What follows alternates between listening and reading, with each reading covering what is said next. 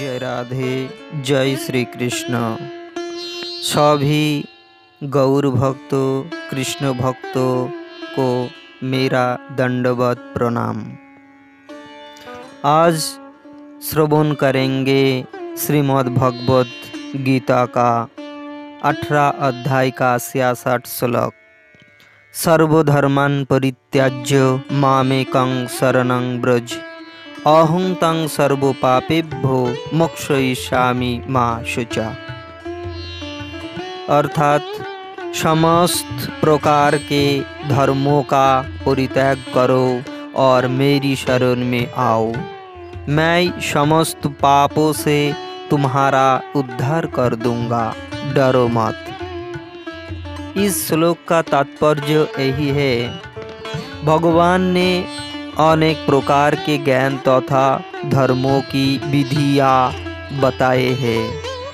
परब्रह्म का ज्ञान, परमात्मा का ज्ञान, अनेक प्रकार के आश्रम तथा वनों का ज्ञान, संन्यास का ज्ञान, अनासक्ति, इंद्रियों तथा मन का संयम, ध्यान आदि का ज्ञान।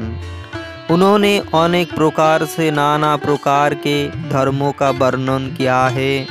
अब श्रीमद् भगवद गीता का सार प्रस्तुत करते हुए भगवान कहते हैं कि ये अर्जुन, अभी तक बताए गए सारी विधियों का परित्याग करके अब केवल मेरी शरण में आओ। इस शरणागति से अहो समस्त पापों से बच जाएगा, क्योंकि भगवान स्वयं उसकी रक्षा का वचन दे रहे हैं। 7वें अध्याय में यह कहा गया था कि वही कृष्ण की पूजा कर सकता है जो सारे पापों से मुक्त हो गया है। इस प्रकार कोई यह सोच सकता है कि समस्त पापों से मुक्त हुए बिना कोई शरणागति नहीं पा सकता है।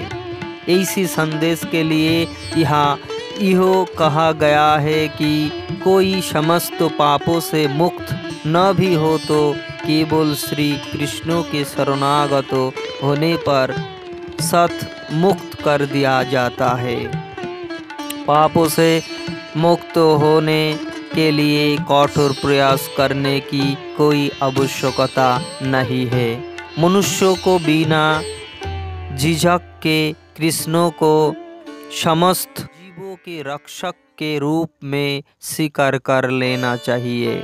उसे चाहिए कि श्रद्धा तथा प्रेम से उनकी शरण ग्रहण करे।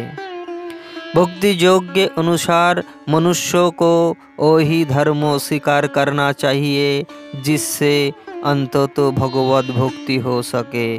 समाज में अपनी स्थिति के अनुसार कोई एक विशेष कर्म कर सकता है, लेकिन यदि अपना कर्म करने से कोई कृष्ण भावनामृत तक नहीं पहुँच पाता तो उसके सारे कार्यकलाप व्यर्थ हो जाते हैं। जिस कर्मों से कृष्ण भावनामृतों की पूर्णावस्था न प्राप्त हो सके उससे बचना चाहिए। मनुष्य को विश्वास होना चाहिए कि कृष्ण समस्त परिस्थितियों में उसकी सभी कठिनाइयों से रक्षा करेंगे। इसके विषय में सोचने की कोई आवश्यकता नहीं कि जीवन निर्वाह कैसे होगा, कृष्ण इसको संभालेंगे। मनुष्यों को चाहिए कि वह अपने आप को निस्सहाय माने और अपने जीवन की प्रगति के लिए कृष्ण को ही अवलंबन समझे। पूर्ण कृष्ण भावना भावित होकर भगवत भक्ति में प्रवृत्त होते ही अहो प्रकृति के समस्त कलमश से मुक्त हो जाता है।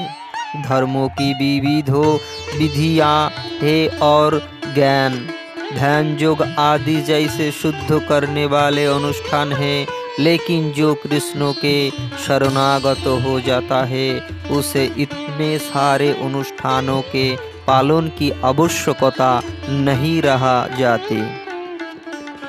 कृष्ण की शरण में जाने मात्र से अहो व्यर्थ समय गंवाने से बच जाएगा। इस प्रकार अहो तुरंत सारी उन्नति कर सकता है और समस्त पापों से मुक्त हो सकता है। श्री कृष्ण की सुंदर छवि के प्रति मनुष्य को आकृष्ट होना चाहिए। उनका नाम कृष्ण इसलिए पड़ा क्योंकि ये सर्वाकर्षक है। जो व्यक्ति कृष्ण की सुंदर सर्वशक्तिमान छवि से आकृष्ट होता है अहो भाग्यशाली है। अध्यात्मवादी कई प्रकार के होते हैं। कुछ निर्गुण ब्रह्मों के प्रति आकृष्ट होते हैं, कुछ परमात्मा के प्रति, लेकिन जो भगवान के साकार रूप के प्रति आकृष्ट होता है और इससे भी बढ़कर जो साक्षात भगवान कृष्ण के प्रति आकृष्ट होता है अहो सर्वोच्च योगी है। दूसरे शब्दों में अनन्य भाव से कृष्ण की भक्ति गुह्यतम ज्ञान है और संपूर्ण गीता का यही सार है। कर्मयोगी, दार्शनिक, योगी तथा भक्तों सभी अध्यात्मवादी कहलाते हैं, लेकिन इनमें से शुद्ध भक्त ही सर्वश्रेष्ठ है। इह पर माँ सोचो, मत डरो, मत चिंता करो विशिष्ट शब्दों का प्रयोग अत्यंत सार्थक है। मनुष्य को यह चिंता होती है कि यह किस प्रकार सारे धर्मों को त्यागे और एकमात्र कृष्ण की शरण में जाए, लेकिन ऐसी चिंता व्यर्थ है।